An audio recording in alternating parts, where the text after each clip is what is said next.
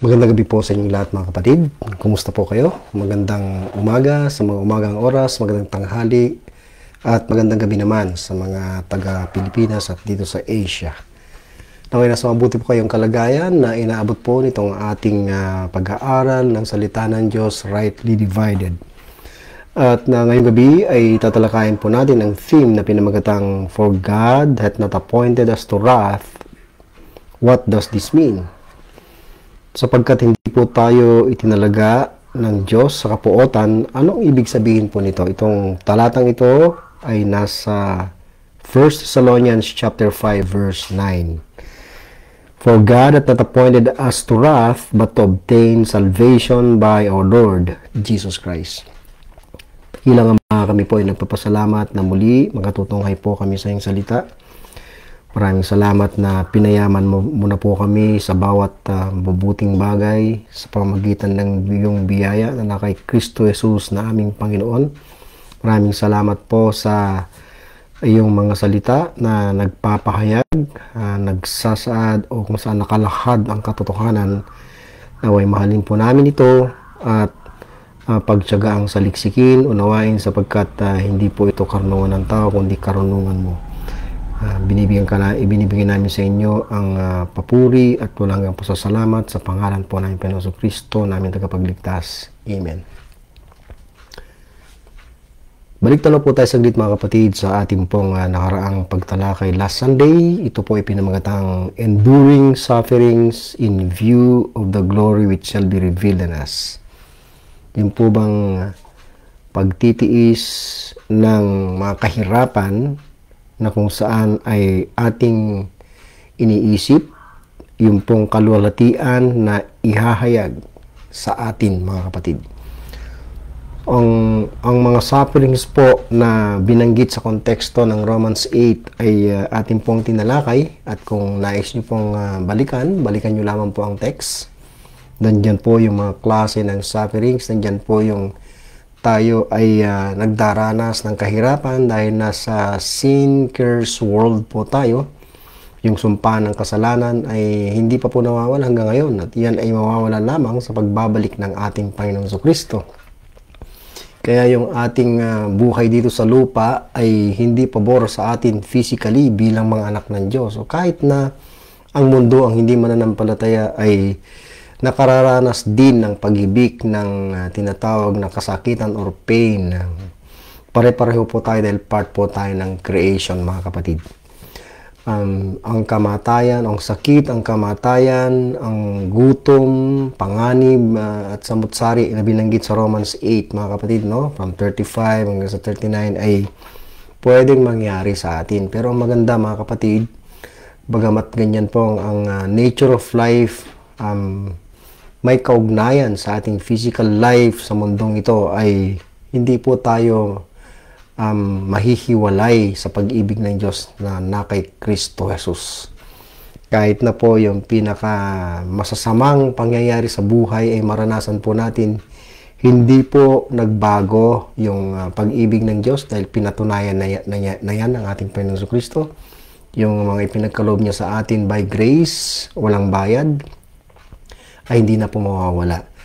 So, yung ating pag-asa na hinihintay, pinakaasam-asam na kung saan tayo po ay babaguhin, tayo tutubusin mula sa bondage of corruption. Kasama itong katawan natin na mabubulok mga kapatid, wala po tayong magagawa kundi tanggapin ang katotohanan sa katawang ito ay may pagtitiis, may mga kahirapan, may troubles at may mga panganib. Subalit may katiyakan naman po tayo dahil hindi po maikukumpara yung mga pangit na karanasan, nakalulungkot na karanasan, nakatatakot na karanasan sa buhay na ito, banta sa ating buhay. Hindi po siya maikukumpara sa kaluwalhatian na ihahayag sa atin. So ano po ba yung kaluwalhatian na ihahayag sa atin? O mahahayag sa atin, I should say mga kapatid, ano po? The glory which shall be revealed in us. May kaluwalhatian na ihahayag sa ating mga mananampalataya, mga members ng Church, the Body of Christ. Yun yung pagbabago ng ating katawan, kagaya ng katawan ng ating Panginoong Jesucristo. Katawang hindi na magkakasakit, mamamatay at mabubulok, sapagkat tutubusin na nga po tayo sa kabulukan. At mismong ang malalhating katawan ng Panginoong Jesucristo na kung saan ang katangian ay incorruptible, powerful, raised in power po siya. Siya po ay immortal, heavenly, spiritual, at kung ano pang mga description ng ginamit mga kapatid, celestial. Yun po yung makikitang kalulatian sa church, the body of Christ, mismong kaninginan na kalulatian ng ating Panginoong Jesucristo. At ang ating Panginoong Jesucristo ay hahangaan. Siya po ay to be admired, sabi nga po ni Paul sa 2 Thessalonians, in all them that believe. Siya po ay mag-glorify, malululhati in the saints, in us. Yan po ang sinasabi ng Word of God. Kaya kahit na ano pong problema, ano pong kahirapan ang danasin natin sa buhay na ito, just keep looking doon po sa ating blessed hope. May eternal life po tayo, yung glorious appearing of our Lord Jesus Christ, yung redemption of our body from the bondage of corruption. So, all these troubles in life will come to an end at the coming of our Lord Jesus Christ. Kaya nga, ang punto po natin noon, nakadepende yung paglilift o pagtataas, pag-aalis ng curse sa creation sa pagpapahayag, malulhating pagpapahayag ng mga anak ng Diyos. Yung glorious liberty natin from the bondage of corruption na kung saan isusuot na po natin o makikita na sa atin yung glorious or glorified body ng ating Panginoong Jesucristo. At hindi natin nakikita na mangyayari po yan before the 70th week, kundi doon na po sa coming of our Lord Jesus Christ na kung saan ang creation ay may malaking pagbabago. Malilif ang curse at mismong yung katangian ng tinatawag nating millennial kingdom ay pinaliliwanag ng banal na kasulatan maging sa lumang tipan. Ayan po mga kapatid. Ano po? At balik po tayo sa ating theme. Ulitin ko po, ang ating pong theme ay isa sa mga popular verses, sa mga I'm sorry to say misused and misrepresented or misunderstood verses ng scriptures. Kinalulungkot kong sabihin yan, subalit I have to say it dahil titignan po natin ang konteksto mga kapatid. Madalas ginagamit po itong verse na ito to prove na ang body of Christ ay hindi po dadaan sa tinatawag na 70th week, o kaya naman ang body of Christ ay wala dito sa planet Earth. Ano po? We will be caught up before this 70th week na darating mga kapatid. Ano po? Yan po yung paniniwala ng karamihan. Subalit sa ating punto, kung ating isipin at babalikan mga kapatid, ulitin ko, yung creation nakadepende sa paghahayag ng mga anak ng Diyos, yung pag-aangat, pag-aalis ng curse sa creation mga kapatid, ay kaalinsabay ng paglulwalhati, yung pagkakaroon natin ng kalwalatian o yung redemption natin from the bondage of corruption. Hindi po mangyayari yung deliverance from the bondage of corruption before the 70th week, kundi after the 70th week. Yan po ay sa coming of our Lord Jesus Christ. At yan po ang ipinupunto ni Pablo sa Romans chapter 8 mga kapatid. At hindi po tayo dapat matakot anumang panahon ang kinabibilangan o kung saan ang body of Christ ay susuong mga kapatid. Wala pong makapaghihiwalay sa atin sa pag-ibig ng Diyos. Wala pong makapaghihiwalay sa atin sa ating katiyakan na kay Kristo Jesus. At intindihin po natin kung anong ibig sabihin ni Pablo dito sa verse na ito. Mga kapatid, ano po?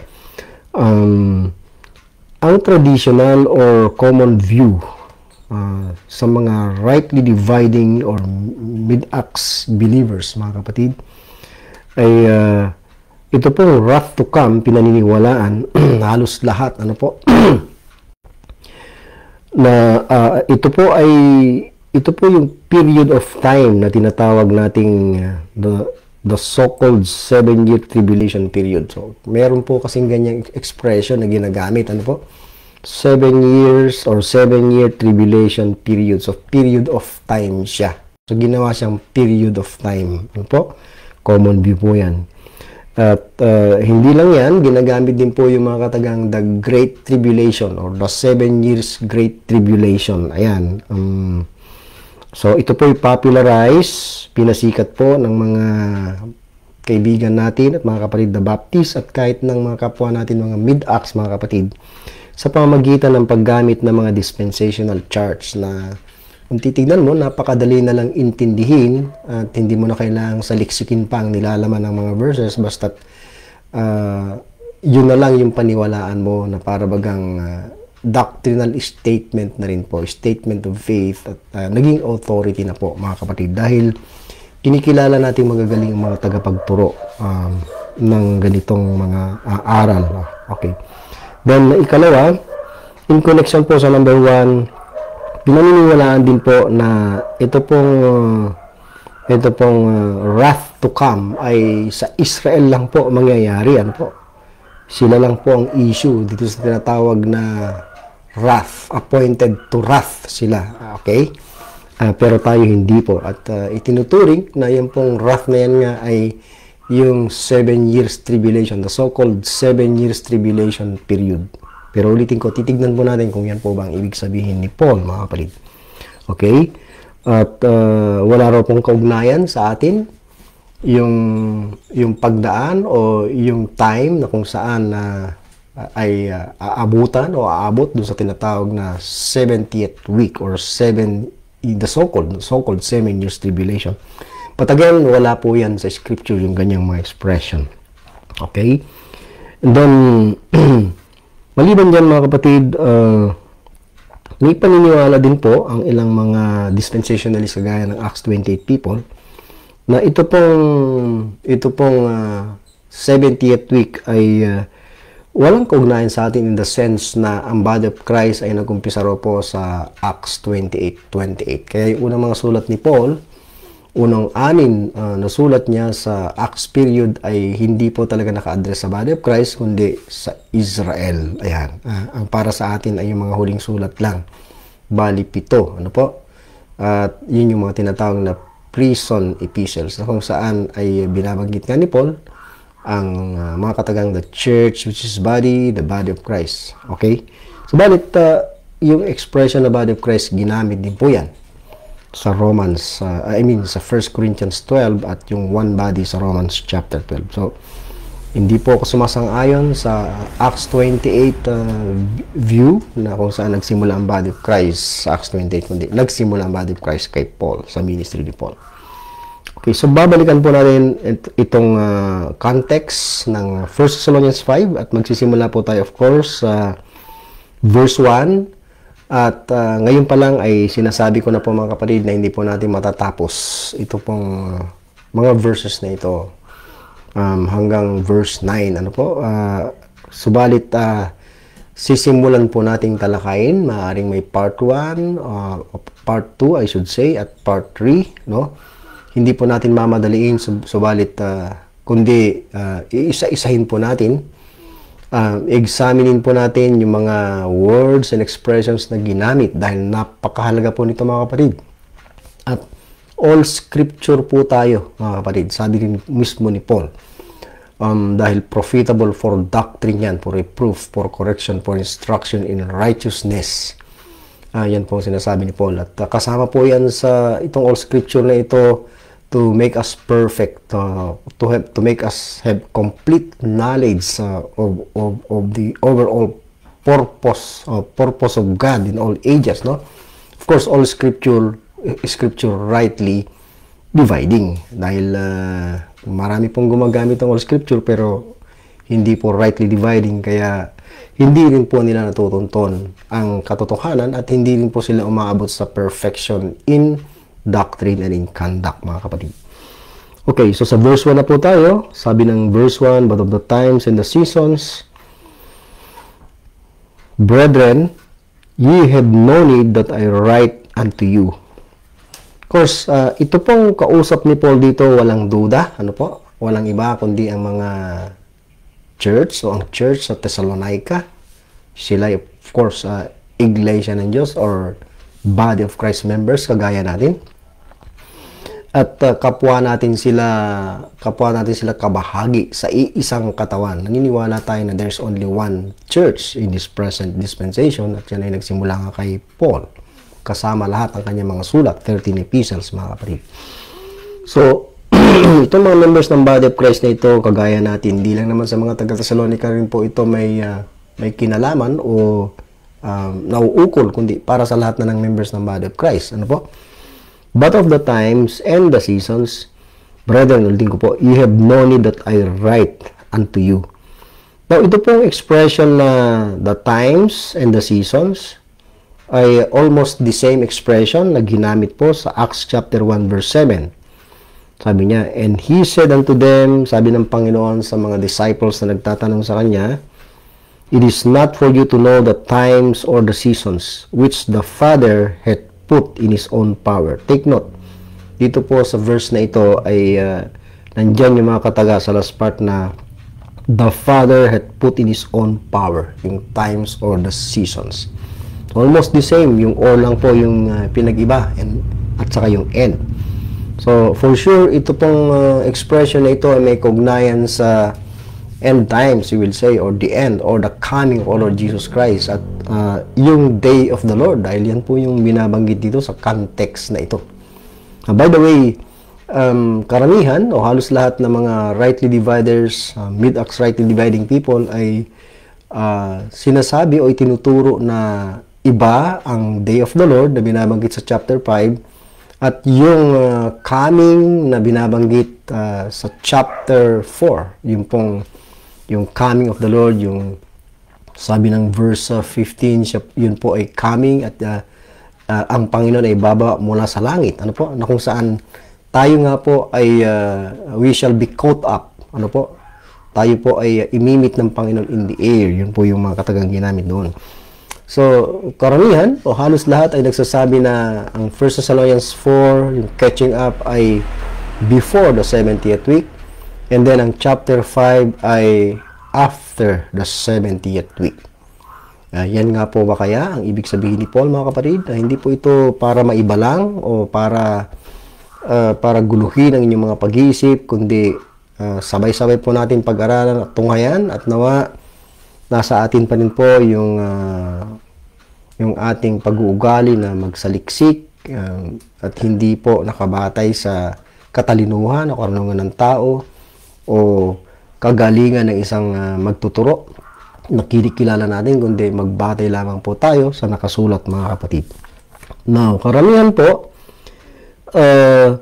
sa mga mid-acts people na kagaya natin ay may argumento na ito pong mga times and the seasons na binabanggit ni Paul ay wala pong kinalaman ang body of Christ.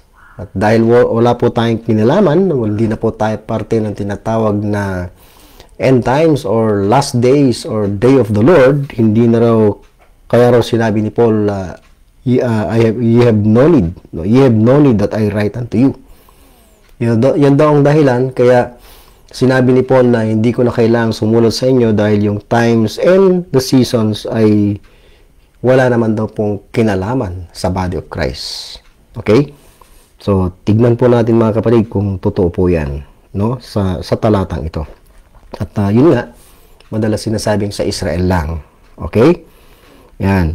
So, tignan po natin sa verse 2. Totoo po ba na ang dahilan kung bakit sinabi ni Paul na you have no need that I write unto you tungkol sa times and the seasons dahil wala tayong kinalaman, walang kinalaman sa body of Christ, yung times and seasons? Tignan po yung verse 2. 4, nag-umpisa po sa salitang 4. Yan po yung reason. Pwede nating sabihin because. For yourselves, mga Thessalonians, mga members ng body of Christ kagaya natin, know perfectly that the day of the Lord so cometh as a thief in the night. So, ang talagang dahilan kung bakit sinasabi ni Paul na hindi ko na kailangang sumulat sa inyo, no, tungkol sa times and the seasons dahil, sabi niya, yourselves know perfectly. So, meron po silang perfect knowledge. Okay? Tungkol sa times and seasons. At yung day of the Lord, that the day of the Lord so cometh as a thief in the night. Kasi ito pong sa times and seasons na ito, napapaloob po yung day of the Lord, yung coming of the Lord Jesus Christ. Notice yung mga katagang the day of the Lord so cometh. So, issue talaga dyan yung coming. Sa day of the Lord ay yun yung kanyang coming.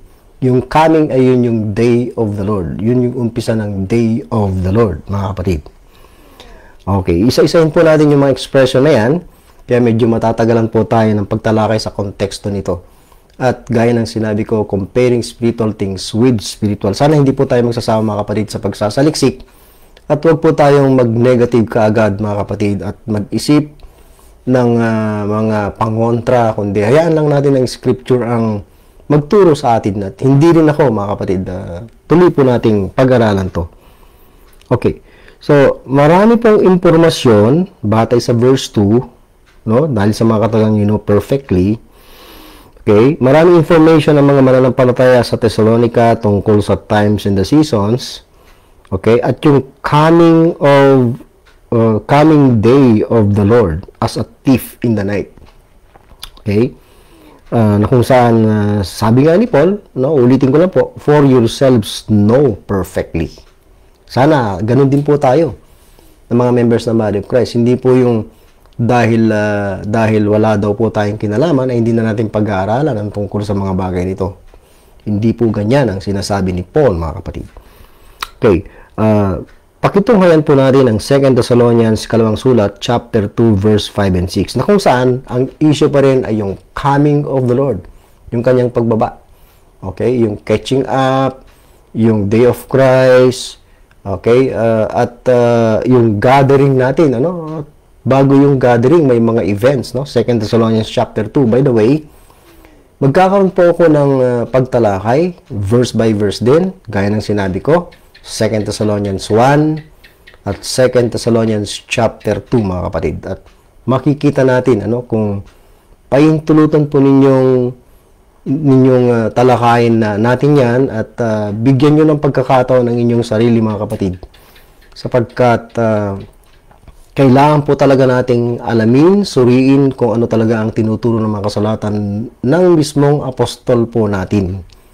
Okay? At kung hindi po natin i-consider ito at iwawalang babaliwala, walang bahala lang, tayo rin po ang masisira. Yung ating spiritual life, may malaking epekto yung maling doktrina, mga kapatid. Yun po ang pakiusap ko sa inyo kung maaari. Please, prayerfully consider as you search the scriptures.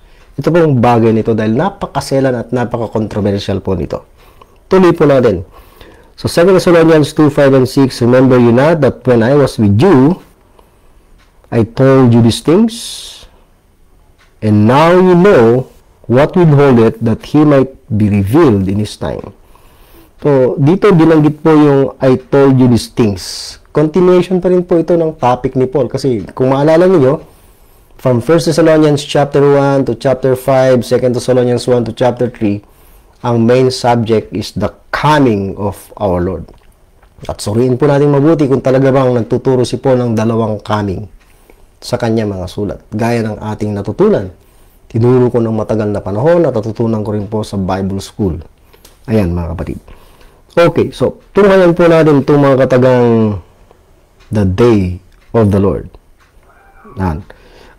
Ang turo po sa amin noon, kinalulungkot ko pong sabihin, exclusive daw po itong the day of the Lord sa prophecy lang.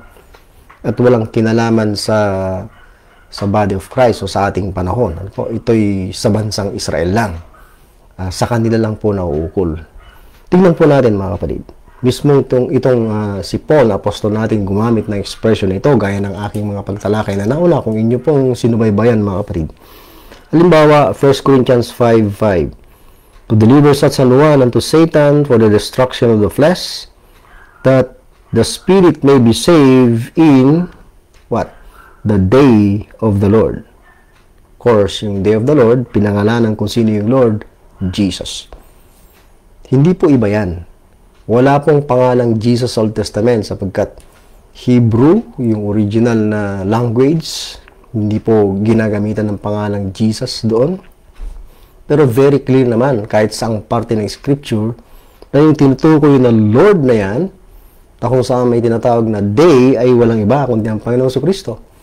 So, nakompleto yung expression na yan dahil may inireveal kay Paul tungkol sa expression na yan. Take note, yung expression, the same exact expression, the day of the Lord. And then sa 2 Corinthians 1:14, as also you have acknowledged us in part, that we are your rejoicing, sabi ni Paul sa mga taga-Korinto, kami ang inyong kagalakan at kayo rin ang aming kagalakan. Kailan? In the day of the Lord Jesus. So, hindi po natin pwedeng sabihin exclusive po ito sa prophecy sa Israel dahil mismong members ng body of Christ ang kausap. Ayan po mga kapatid. At ikatlo nga po yung 1 Thessalonians chapter 5 na kung saan ginamit yung expression the day of the Lord. Ayan po mga kapatid. Now, maliban dyan ay punta rin po tayo sa 2 Thessalonians 1:10. When He shall come, ang Panginoong si Kristo yan, coming po yan, to be glorified in His saints, and to be admired in all them that believe, because our testimony among you was believed, notice, in that day. So, na kung saan we can read na magkasama, mga kapatid, yung pong bagay na yung araw na yung coming, hindi po sila magkahiwalay. Let's continue. 2 Timothy chapter 1 verse 18, the Lord grant unto him that he may find mercy of the Lord. Notice, he may find mercy of the Lord in that day. So, nandyan po ang Panginoon in that day, at yung coming po yan, batay sa mga verse nating binasa. And in how many things he ministered unto me at Ephesus, thou knowest very well. 2 Timothy 4:8, henceforth there is laid up for me a crown of righteousness, which the Lord is the Lord Jesus Christ, of course, the righteous judge shall give me at that day. So, nandyan po yung si Lord at that day, the day of His coming, of course, and not to me only, but unto all them, tayo po mga members ng body of Christ, also that love, notice, His appearing. So, kaninong araw yan?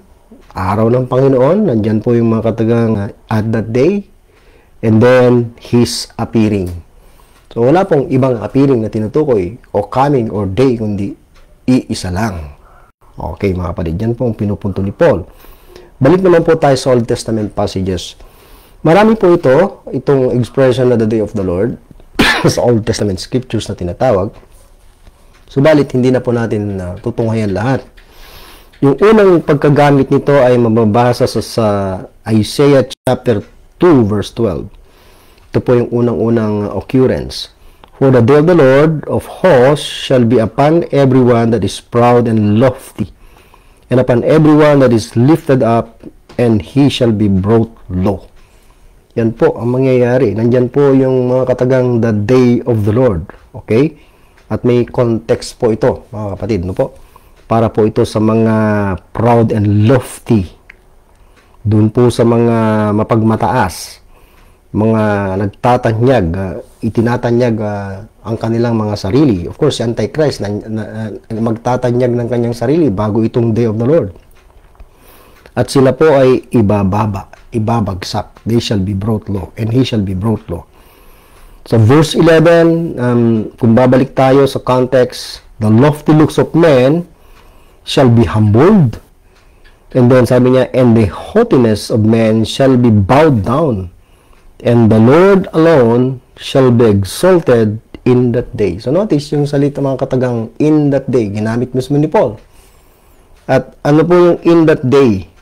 Sa verse 12, the day of the Lord. So hindi po magkaiba yan mga kapatid, iisang Panginoon ang tinutukoy at iisang araw in that day. Kung sasabihin nating iba yung day of the Lord, iba yung day of the Lord Jesus, iba po yung the day of our Lord Jesus Christ, iba po yung day of Christ. Napakarami na pong pagparito, napakarami ng araw, hindi na lang iisa o dalawa. Kung yung mga expression natin, sabihin natin bawat bawat may kaibahang konti ay sasabihin nating magkakaiba. Well, hindi po yan ang tinuturo ni Paul. Malinaw po sa kanyang mga sulat, maging sa prophecy, mga kapatid. Ito po yung dapat nating maintindihan. Yung Day of the Lord, kung tutunghay po tayo sa prophecy, of course, ay may kaugnayan sa Israel. Hindi po natin dapat pagdududahan yan. Very clear. Yung mga issue tungkol sa Day of the Lord, yung mga detalye sa prophecy may kinalaman sa Israel. Subalit, sa kabilang dako, mga kapatid, doon sa ipinahayag ng Diyos kay Paul, excuse me, sa plano ng tinatawag na mystery, may bagong information si Paul, bago in the sense na ito'y may kinalaman naman sa body of Christ. So sana maintindihan po natin. May distinction pa rin. Iba ang Israel, iba ang body of Christ. May prophecy, may mystery. Yung pong Day of the Lord ay hindi lang sa Israel na uukol. Ayon sa revelation na binigay ng Diyos kay Paul, may bagong revelation para sa body of Christ na the same day, the same coming ang tinutukoy. So, yun po sana yung makita nating punto, mga kapatid. Another verse, punta po tayo ulit sa Isaiah chapter 2, verse 17 and 20. Tuloy po natin. And the loftiness of men, inulit po, shall be bowed down, and the haughtiness of men shall be made low, and the Lord alone shall be exalted in that day. In that day, a man shall cast, verse 20 ng chapter 2 pa rin, his idols of silver and his idols of gold, which they made each one for himself, to worship to the moles and to the bats. Ayan, kikita po natin, mga kapatid, ano po? Bakit dalawang beses inulit yun, yung expression na yun? Bakit dalawang beses sa isang chapter? For emphasis, mga kapatid. Pagbibigay diin sa katotohanan po nito. At notice dyan sa mga talatang binasa natin sa verse 11, yung mga katagang, sa day of the Lord alone shall be exalted in that day. So, hindi po pwedeng ang day of the Lord ay magsisimula sa 70th week o sa tinatawag na 7 years tribulation, although wala yan sa Word of God. Lagi ko pong ipinupunta, mga kapatid, na walang ganong expression at hindi po 7 years ang tribulation na daranasin ng Israel. Nasa loob ng 70th week, yung tinatawag na Great Tribulation. At sa ikalawang bahagi, sa second 3.5 years, mga kapatid. Yun po yung tignan nyo at pag-aralang mabuti. Pang hindi po tayo magkamali dahil kung nagtuturo po tayo ng expression na walang proof sa Word of God, guilty rin po tayo of destroying the truth. At may kakalat pa po natin yan sa marami na wala naman pong katotohanan, mga kapatid. Ano po? Payong kapatid lang kung mamarapati ninyo. Kung hindi naman, okay lang po, mga kapatid. Hindi po ako apektado. I'm just teaching you what I've discovered from the Word of God.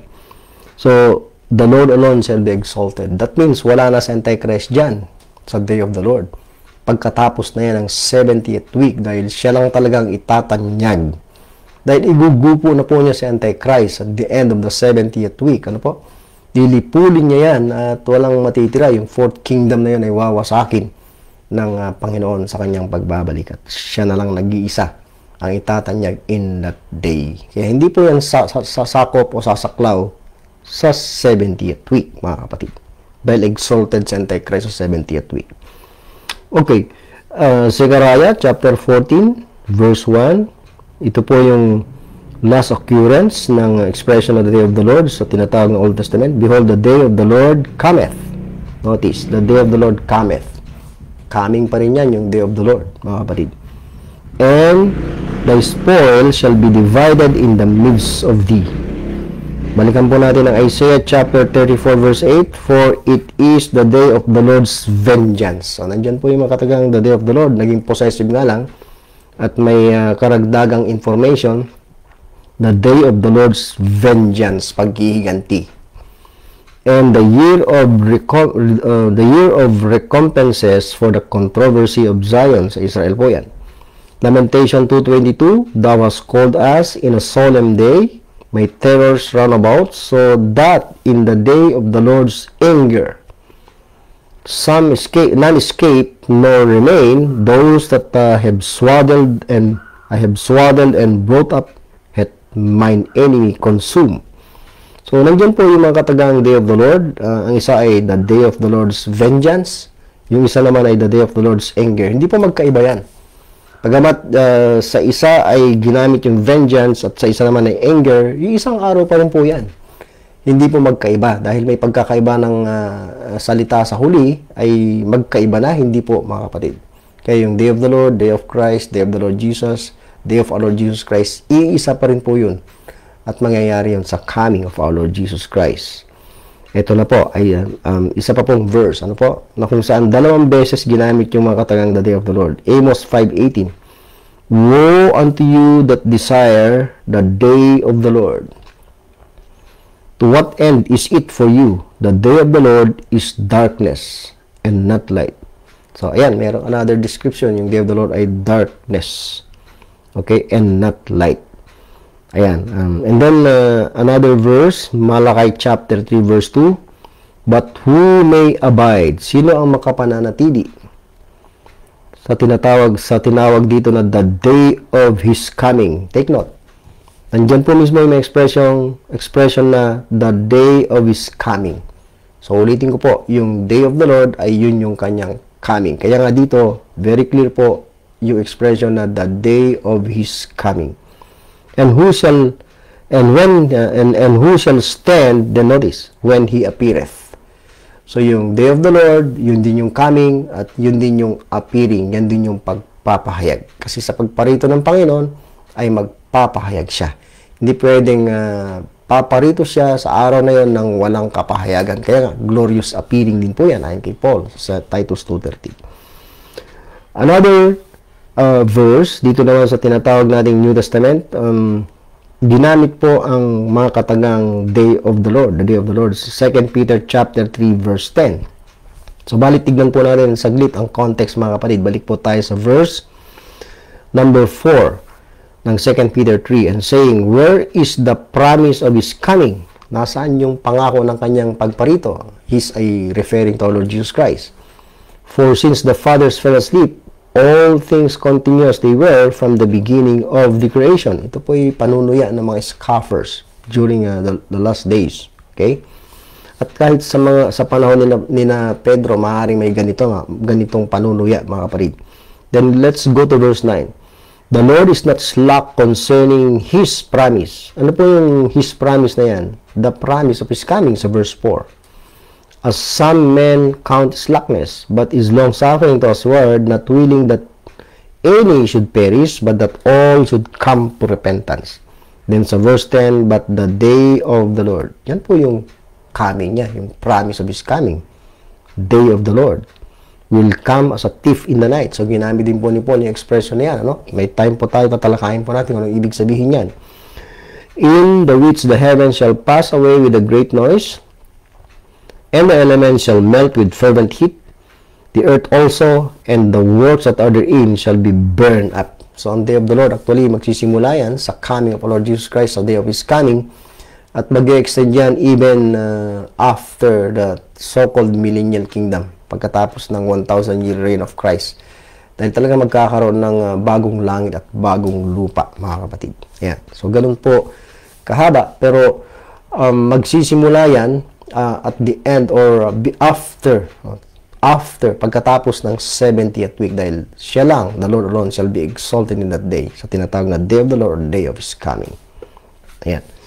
So, tingnan mo natin itong expression na as a thief in the night. Dahil, yun nga po, sinabi ni Paul, dito sa talata na ating binasa, mga kapatid, sa 1 Thessalonians 5, na ang pagparito ng Panginoon is as a thief in the night. Ayan. So, ano po bang ibig sabihin na ang Panginoon ay darating kagaya ng isang magnanakaw? Ayan. Yan po, no? Gaya ng sinasabi ng verse 2. Okay, so, titignan natin ang ilang mga talata na mga katulong sa atin upang sa ganun ay maintindihan po natin ang punto po ni Apostol Pablo at ni Pedro rin kung saan ginamit. Mismo ang Panginoon din, ginamit din po niya expression na yan. Babasa po tayo ng mga talata. Ayan, halimbawa, Revelation chapter 3. verse 3. No? Kanina, binasa na po natin yung 2 Peter 3:10. Okay, so diyan po natin makikita itong mga katagang as a thief or as thief in the night. Bakit ginamit po yung katagang yan? Sa Revelation 3:3, remember therefore how thou hast received and heard. Of course, sulat ni John, no? Ito po ay revelation of our Lord Jesus Christ at ito'y particularly naka-address sa isang church, sa isa sa mga 7 churches, mga kapatid, no? Remember therefore how thou hast received and heard, and hast hold fast and repent. If therefore thou shalt not watch, notice, nandyan yung mga katagang thou shalt not watch, kung hindi ka magmamatsyag o magbabantay. Sabi ng Panginoon, I will come on thee as a thief. So, darating ako as a thief, no? On thee as a thief.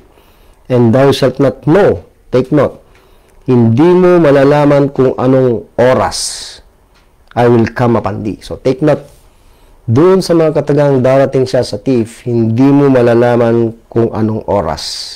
Ayan. Okay. Tuloy po natin. Revelation 16:15, behold, I come as a thief. Yan. Ginamit na naman uli. Sinabi uli ng Panginoon, I come as a thief. Blessed is he that watcheth. So, nandyan uli yung mga katagang magmamatsyag, magbabantay. And keepeth his garments, lest he walk naked and they see his shame. Of course, naka-address yan sa bansang Israel. Then sa Matthew 24:36, na kung saan end times or the coming of our Lord ang issue, no? Kung babalikan natin ang verse 2, verse 3, verse 4, no? Nagtatanong ang mga disciples diyan kung ano yung sign of thy coming and of the end of the world, no? Yun po yung context niyan.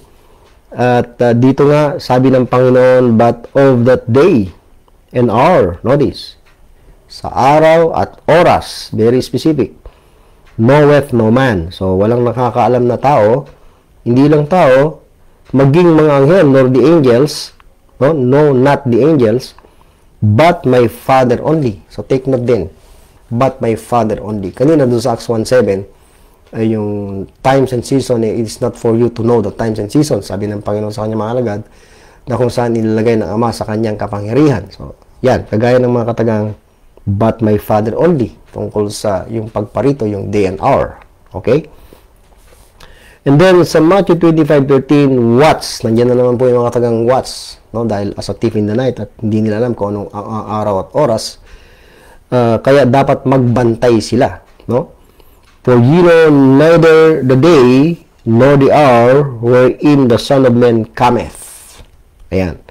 Mark 13:32-33, but of that day, which is the day of the Lord, the day of his coming, that hour, sabi niya, notice, but of that day, nandyan uli yung day, and that hour, sabi niya, knoweth no man. Inulit, no, not the angels which are in heaven, neither the Son. So, isinama na rin po dyan ng Panginoong Kristo, hindi nakakaalam ng araw at oras na yon, but the Father, ang Ama lang, dahil inilagay niya sa kanyang power, yung tungkol sa times and seasons, particularly yung day of his coming, yung day and hour. Okay? Take heed, verse 33, watch, nandiyan na naman po yung mga katagang watch, and pray, for you know not, hindi nyo alam, when the time is, kung kailan yung oras, yung time or yung day and hour. Now, isang bagay lang medyo punghayan natin o sidetrack tayo ng konti, but hindi alam ng Panginoon. Di ba ginagamit nila ito na nagsasabing hindi Diyos ang Panginoon dahil may hindi siya alam. Well, I have to explain a little bit, mga kapatid, konti lang. Ang Panginoon sa Kristo nung siya bumaba, alam natin na in the form of a servant, the form of man, the likeness of man. So, I believe na yung freedom to exercise yung kanyang pagka-Diyos, no, ay ipinagkatiwala o ibinigay niya sa Ama. I mean, yung freedom to exercise, yung pagiging Diyos niya, no, dahil nagpailalim po siya sa kalooban ng Ama. Ang kanyang pagparito ay pagpapailalim, pagsunod sa will of God sa kanya. Yun yung plano ng Godhead, mga kapatid. Okay, so having said that, dahil doon ay as a man who humbled as a God who humbled himself and became man, sinasabi ni Mark na hindi alam ng anak ng tao, ng Panginoon, yung day or hour of His coming, no, at that time. But I believe na after that humiliation, dahil yung glory, mga kapatid, kung pupunta sa John 17, yung glory na yon ay iniwan, we will say, ng Panginoon nung siya naging tao, pero ibinalik yon when He was resurrected, when He ascended up in heaven. Ayan, mga kapatid. So, pwedeng sabihin natin na at that time na ang Panginoon ay in the heavenly places na, yung purpose nila sa body of Christ, no? At yung information tungkol dyan ay batid ng Panginoon dahil bumalik na sa kanyang kalwalhatian, mga kapatid, no? Yun po yung understanding ko sa bagay na yan. At hindi po yan nakakapagpabawas sa pagka-Diyos ng ating Panginoon sa Kristo. And then later, in-reveal ng Panginoon kay Paul mismo. Ano po? Itong mga bagay na ito, yung mystery, yung secret na wala sa mga Old Testament scriptures, no, particularly sa ating pinag-uusapan about the day of the Lord, na ang kinaukulan body of Christ. Sana nasusundan po niyo ibig kong sabihin, mga kapatid. Okay, let's continue. Dito po makikita natin na ang mga santo sa Thessalonica, kagaya natin mga members ng body of Christ, ano po, ay may kabatiran, no? Na meron silang perfect knowledge. They know very well about the times and the seasons. So, dahil itinuro sa kanila ni Pablo ito face to face, we will say, ano po? Meron talaga silang narinig na teaching, and then hindi lang narinig, kundi isinulat pa sa kanila ang mga bagay nito. Kaya dapat may alam din po tayo tungkol sa bagay nito. We should be well informed, mga kapatid, dahil itong mismong ating apostol ay nagturo ng mga bagay na ito. Kung hindi po ito mahalaga, itong times and the seasons, end times, yung order of events, hindi na po tatalakayin ni Paul yan sa kanyang mga sulat. Pero malinaw po sa mga kasulatan, sa mga sulat ni Paul na very informative, full of information, maging ang mga first century believers, no, at sa sulat ni Paul tungkol sa coming day of the Lord Jesus Christ, sa day of Christ, na ang kinaukulan tayong ina-addressan mga members ng body of Christ. Now, ituloy po natin, mga kapatid. So, magko-conclude muna tayo sandali. Bakit po as a thief in the night? Dahil hindi nila alam yung oras at saka yung araw. Now, by the way, we have to understand. Hindi po sinasabi dito na ang Panginoon, since nung umakyat siya sa langit, ay babalik na siya as a thief in the night. Hindi po yun yung starting point. Hindi po, mali po. Kung aralin po natin ang prophecy, sana nasusundan po ninyo. Marami pong mga events na mangyayari. Hindi po darating ang Panginoon as a thief in the night, no? Kung hindi mo na magta-transpire o ma-fulfill yung mga prophecies na nauna bago yon. Kaya, subaybayan po ninyo, mga kapatid. Kaya, aralin po ninyo, kahit hindi po nyo ako pakinggan, basta't aralin po ninyo sinasabi ni Paul. Yung order of events. Sa 2 Thessalonians 1, kahit dito sa 1 Thessalonians, no, may order na po dyan. At mas lalong pinagtibay yan sa 2 Thessalonians 1 at 2 Thessalonians 2. So, pagkatapos na po yung mga prophesied events na yan, hindi lang sa Old Testament scriptures, kundi kahit kay Paul, mga kapatid, meron na pong understanding, maging ang mga Jewish believers at ang mga members ng body of Christ na nandoon at that time. Okay, natapos na itong mga bagay na ito, and then anytime, darating na ang Panginoon yung day and hour. So, yun po yung punto doon, mga kapatid. Ano yun, nasundan po ninyo ibig sabihin. Hindi po yung starting point nung umakyat ang Panginoon sa langit, kundi kapag katapos na po yung mga prophesied events, no, you will say, yung 70th week, no, dahil may order po yan, mga kapatid. Yung day and hour, any time, yung time na day and hour ay darating siya. Meron na pong idea ang mga mananampalataya at that time. Dahil tapos na nga po yung mga order of events na nakalatag sa scriptures maging sa itinuro ni Paul sa mga taga-Thessalonica sa ating mga members ng body of Christ. Ayan po, mga kapatid. Okay, verse 3. At maubusan na po tayo ng oras, mga kapatid. Ano po?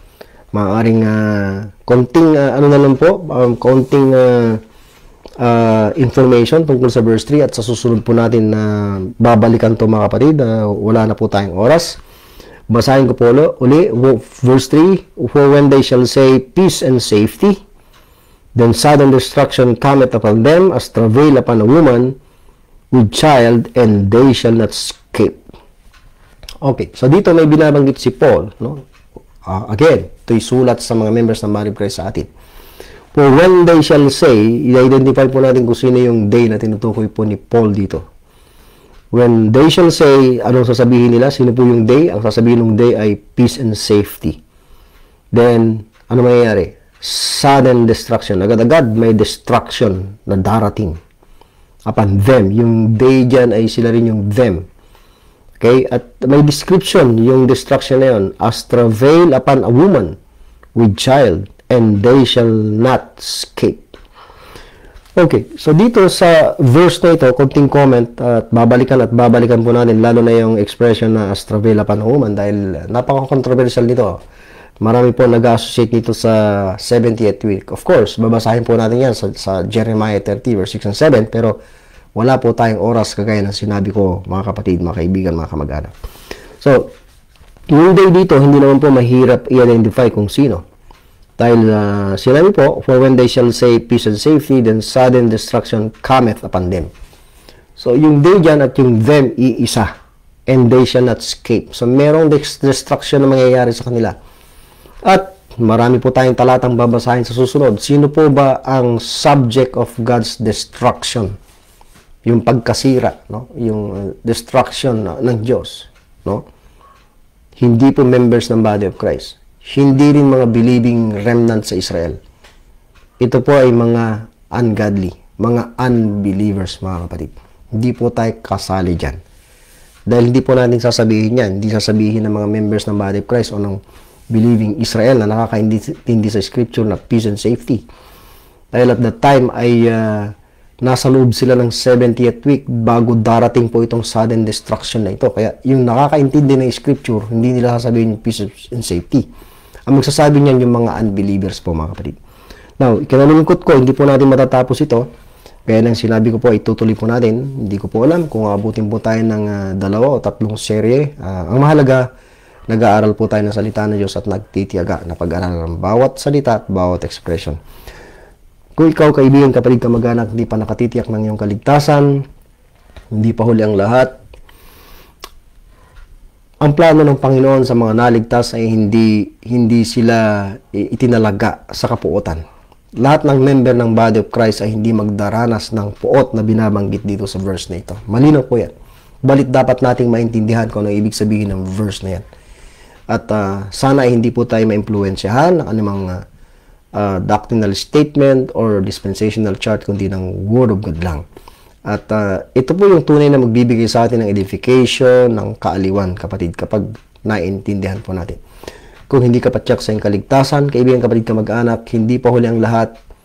Huwag na nating hintayin dumating ang kamatayan. Huwag na nating hintayin yung tinatawag ng Word of God na everlasting destruction. Yung pagpaparusa ng Diyos sa mga hindi mananampalataya. Ang kasalanan ay pagbabayarang tiyak ng taong makasalanan na kagaya ko, kagaya natin. Subalit, may nagsakripisyo, nagbuwis ng kanyang buhay.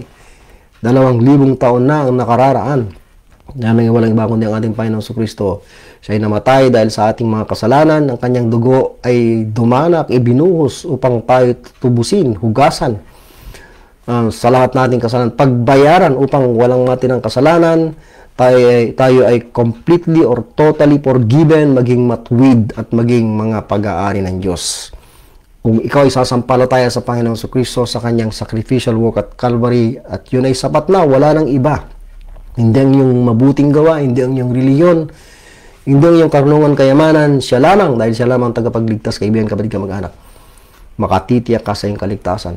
Dahil ang tagapagligtas, bagamat namatay, tagumpay ang kanyang kamatayan dahil nabuhay siya maguli mula sa mga patay.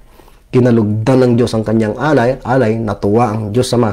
Kaya ang lahat ng sasampalataya sa kanyang anak, tatanggapin ng Ama, patatawarin ng Ama, bibigyan ng Ama ng buhay na walang hanggan, langit na tirahan. Magdesisyon ka, kaibigan, kapatid, kamag-anak, bago maging huli ang lahat.